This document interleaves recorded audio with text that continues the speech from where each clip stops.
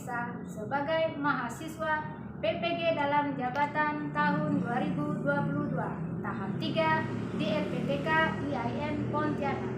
Pada hari ini, tanggal 12 Januari 2023, saya akan melaksanakan UKIN atau uji kinerja berupa praktek pelaksanaan pembelajaran di MIN Kapuas Hulu.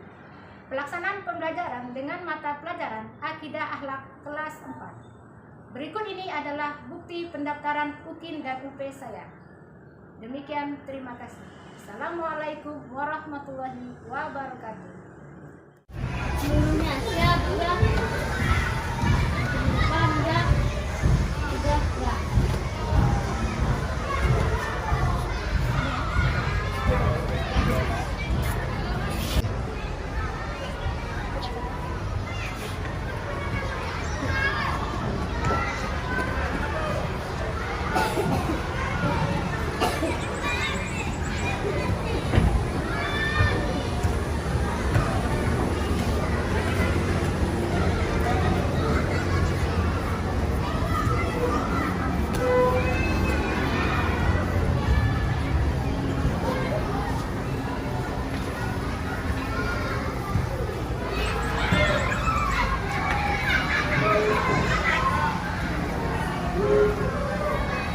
Ya anak-anak, sebelum kita mulai pembelajaran, kita baca doa dulu ya. Ya, untuk ketua kelasnya bisa memimpin doa? Ya.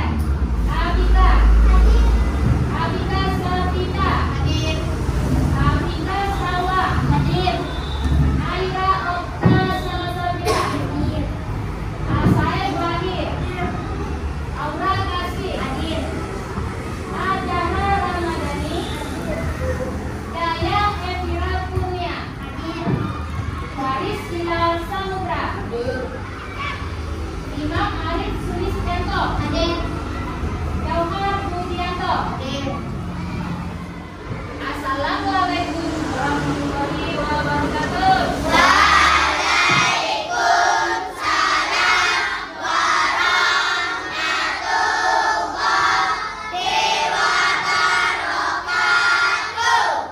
Apa kabarnya hari ini?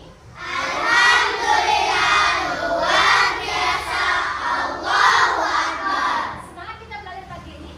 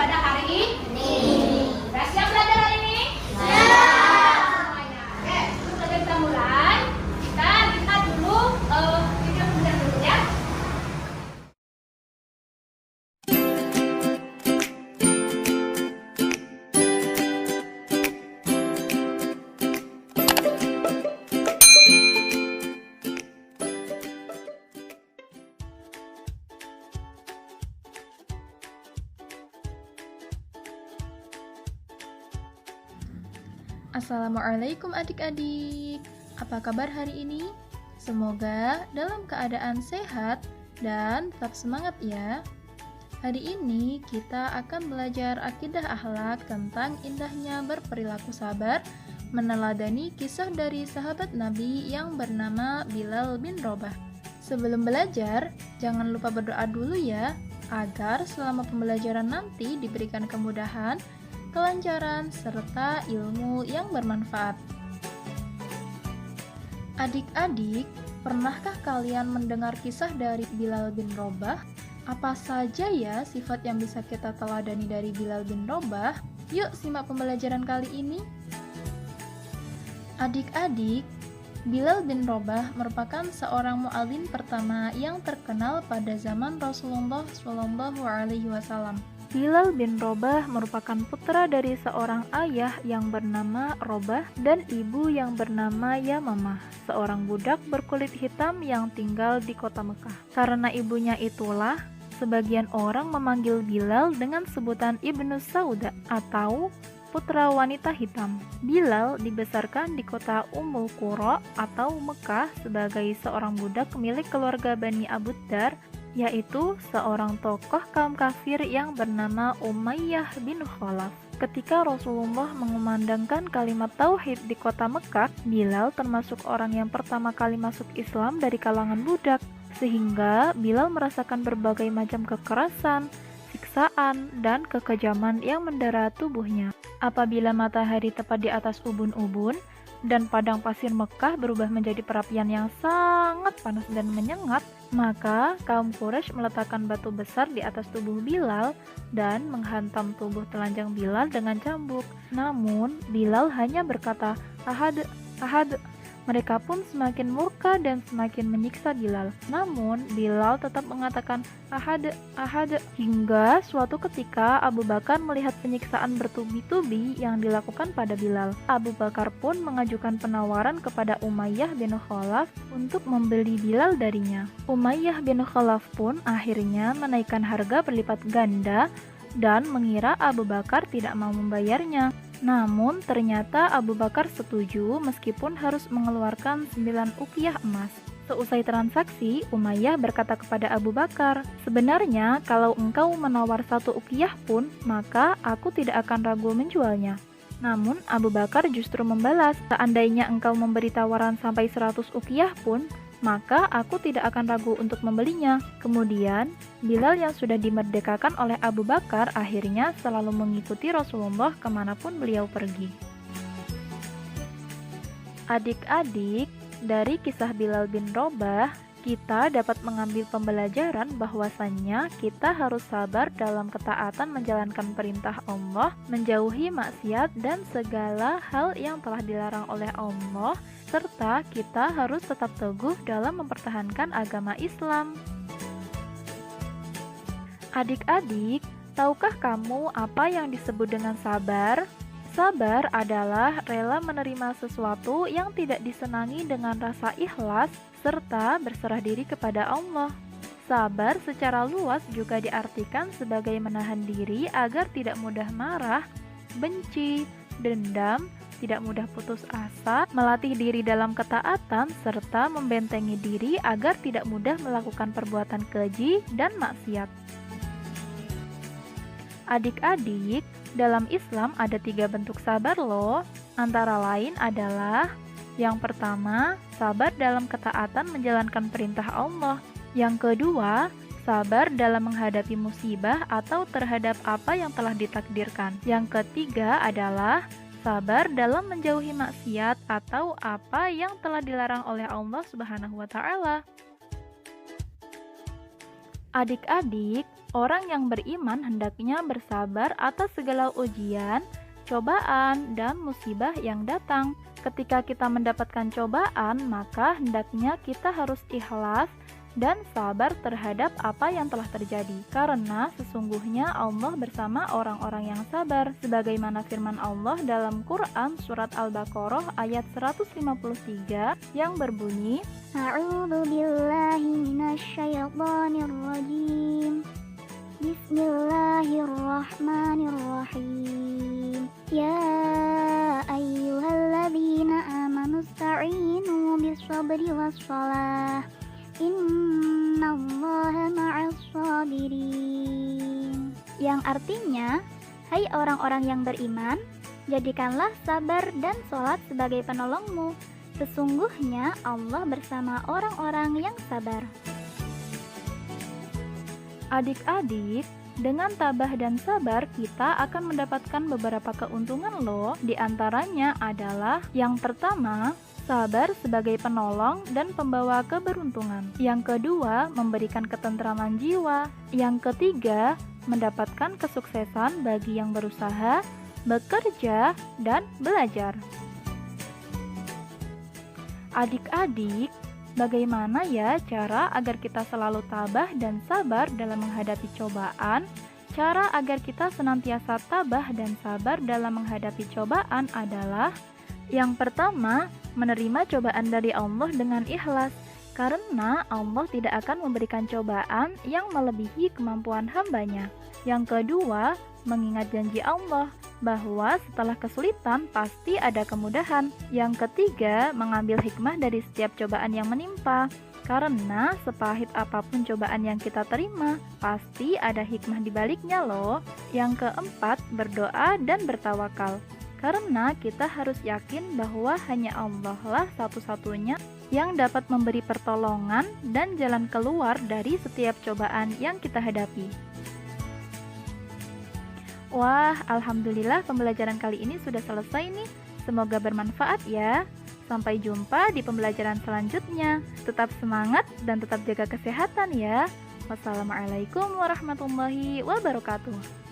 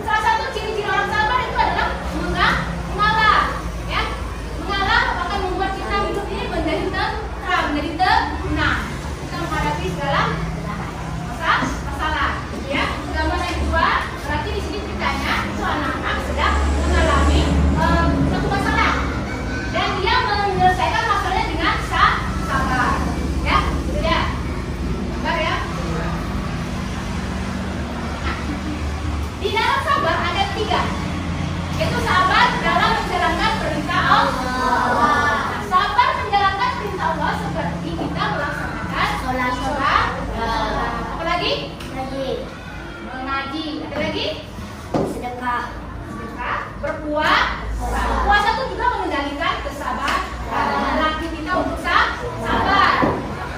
Enggak, melaksanakan ibadah pada tepat waktunya, gitu ya. Dengan bersabar. Yang kedua, sabar dalam menghadapi musibah. Ini ya, ini penting dan kita setiap manusia pasti mengalami sebuah musibah, dan Allah tidak akan memberikan musibah atau masalah di luar kemampuan kita. Sabar dalam menghadapi musibah. Nah, yang ketiga, sabar dalam menghadapi musibah dengan tidak berkeluh kesah. Nah, misalnya kita mengalami suatu cobaan, kita jangan terlalu banyak berdosa, kita maksudnya dosa, ikhlas menerima. Ya, dalam Islam ada 3 bentuk sabar. Nah, di dalam Al-Quran kita telah menjelaskan bahwa orang-orang yang beriman ini jadikan sabar dan salatmu sebagai penolongmu. Sesungguhnya Allah bersama orang-orang yang sabar. Ini ada di dalam kitab Al-Quran Al-Baqarah ayat 152. Bunyinya, ya ayyuhalladzina amanu ista'inu bis-sabri was-sholati innallaha ma'as-sabirin. Jadikanlah sabar itu sebagai penolong. Nah, sekarang lanjut ke hikmah daripada sikap sabar. Dari kesabaran yang kita udah itu kita akan lebih tenang dan senantiasa berlindung dan dari penjagaan Allah, dan akan memperoleh ampunan, rahmat dan petunjuk dari Allah. Memperoleh pahala. Kita sudah banyak bersabar, kita akan banyak dapat pahala. Membuat seseorang lebih bertawakal dan akan menuju surga. Ada banyak bersabar, ya. Nah, ini cara membiasakan sifat sabar. Mengawali sesuatu dengan berdoa. Kalian pada saat mau pergi ke sholat tadi berdoa ada tidak? Kalau tadi sholat berdoa, semoga pada hari ini kita tidak mengalami sesuatu masalah. Banyak-banyak beristighfar supaya kita sabar. Kemudian memperbanyak puasa. Puasa ini mengendalikan diri kita supaya tidak melakukan sesuatu yang tidak diinginkan atau maksiat. Dan berbanyak bersyukur dan berzikir. Berzikir itu menenangkan hati, ya. Kalau kita menghadapi masalah, teman mengganggu kita, dan kita tidak suka, kita harus banyak bersabar. Salah satu dengan banyak berzikir. Bisa kalian terapkan di kehidupan kalian? Saya? Nah, kita banyak-banyak berzikir, beristighfar untuk melatih kesabaran. Ya. Sampai sini ada pertanyaan tentang sabar? Sudah paham? Apa? Kalau sudah paham, coba sebutkan apa itu sabar tadi? Ya, Pak? Ya, ada yang lain? Terus? Pak? Sabar mengendalikan diri supaya kita tidak mengalami emosi yang tinggi atau mengalami masalah.